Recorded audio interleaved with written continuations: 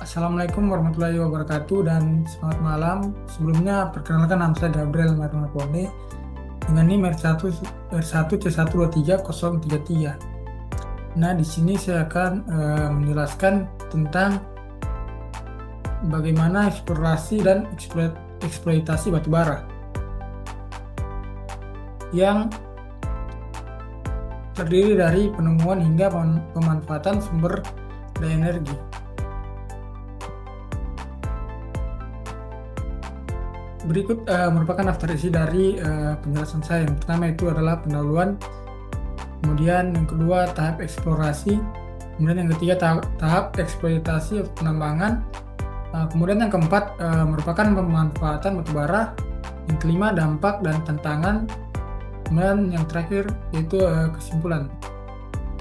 Jadi yang pertama itu apa sih yang dimaksud dengan batubara itu? Jadi batubara adalah batu sedimen yang terbentuk dari endapan organik atau sel-sel tumbuhan yang telah mengalami perubahan fisika dan kimia atau proses batubarifikasi yang di bawah tekanan dan panas selama jutaan tahun.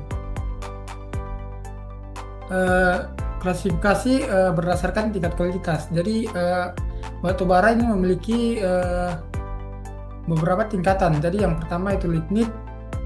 Contohnya ada pada di gambar sebelah kanan, merupakan batu bara termuda yang memiliki kandungan karbon rendah.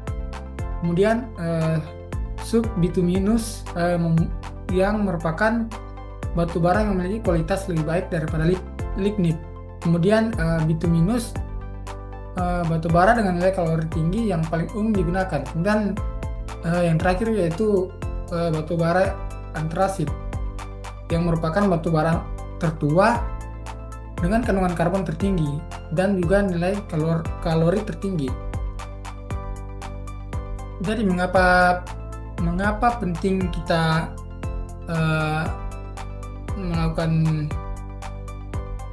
mengapa penting batubara itu? Jadi batubara berfungsi sebagai sumber energi utama untuk pembangkit listrik (PLTU) secara global dan bahan baku untuk industri baja, semen, dan bahan kimia. Selanjutnya ada tahap eksplorasi, yaitu mencari dan menilai. Jadi tujuan eksplorasi yaitu untuk menemukan, memetakan, dan menilai kuantitas dan kualitas cadangan batubara di suatu wilayah. Studi pendahuluan, analisis data geologi regional seperti peta satelit, kemudian survei lapangan awal untuk mengidentifikasi singkapan batubara. Kemudian yang kedua survei geologi rinci, pemetaan struktur geologi, lipatan, patahan yang mempengaruhi sebaran lapisan batubara.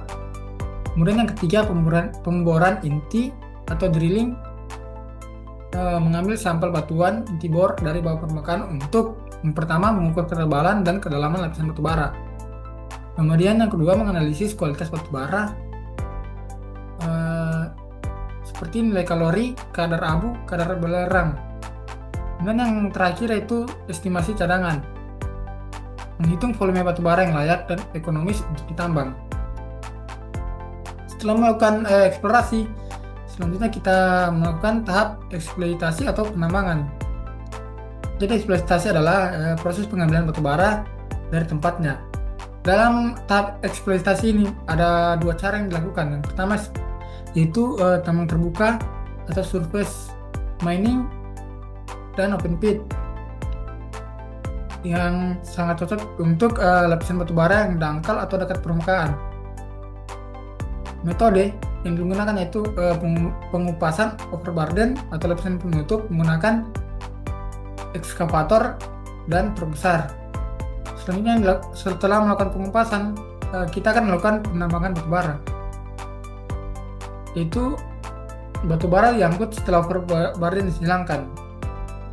Nah, keuntungan dari metode ini yaitu lebih aman, biaya operasional relatif rendah, dan pemulihan cadangan lebih tinggi.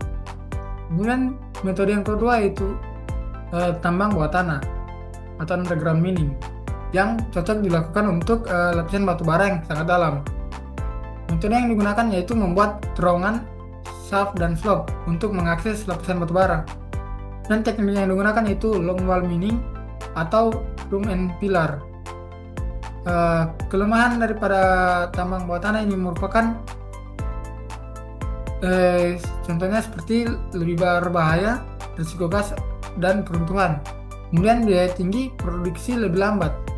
Nah, berikut gambarnya. Yang pertama itu tambang umum terbuka, kemudian yang kedua ini adalah tambang bawah tanah. Setelah melakukan eksploitasi, selanjutnya ada pengolahan dan pemanfaatan batu bara. Jadi pengolahan yang dilakukan yaitu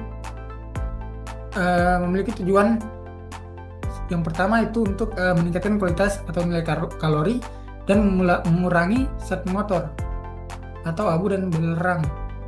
Proses yang dilakukan yaitu penghancuran atau crushing, pengelakan, screening, pencucian, washing, menggunakan media berat. Ada beberapa pemanfaatan utama. Jadi yang pertama, pembangkit listrik PLTU merupakan batu bara dibakar untuk menghasilkan uap yang menggerakkan turbin. Kemudian yang kedua, industri metalurgi. Ini digunakan sebagai kokas atau bahan bakar dan agen produksi dalam pembuatan baja.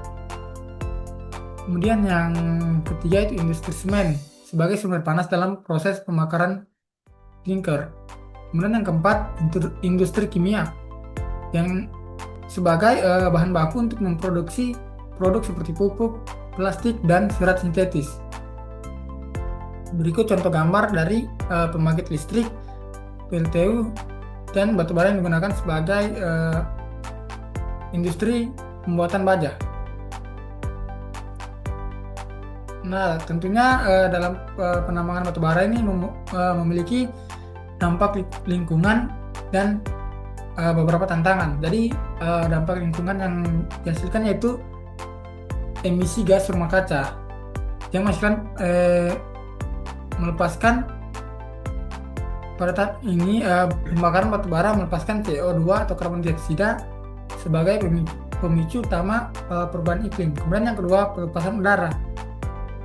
Pelepasan SO2 atau sulfur dioksida dan NO atau nitrogen oksida yang menyebabkan hujan asam dan masalah pernapasan. Kemudian yang ketiga ada kerusakan lahan. Tambang terbuka merusak ekosistem dan mengubah topografi. Kemudian yang keempat adalah pengolahan limbah, abu atau clay ash dan bottom ash yang mengandung logam berat. Kemudian tantangannya itu transisi energi. Dorongan global menuju energi terbarukan atau EBT menekan permintaan batubara. Kemudian pengetatan regulasi, standar emisi dan lingkungan yang semakin ketat. Kemudian harga komoditas, volatilitas harga global memengaruhi profitabilitas. Nah, berikut adalah kesimpulan.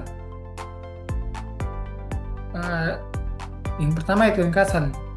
Eksplorasi yang akurat menentukan kelayakan tambang. Eksploitasi dibagi menjadi tambang terbuka dangkal dan bawah tanah yang dalam. Kemudian yang ketiga, batubara tetap vital bagi ketahanan energi global, terutama di negara berkembang masa depan.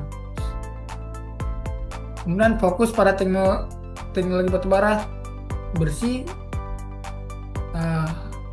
carbon capture and storage untuk menangkap emisi CO2. Kemudian peningkatan efisiensi PLTU. Yang terakhir, reklamasi pasca tambang. Keharusan untuk memulihkan fungsi lingkungan lahan bekas tambang. Jadi itu saja mungkin penjelasan dari saya. Lebih dan kurangnya saya ucapkan terima kasih banyak.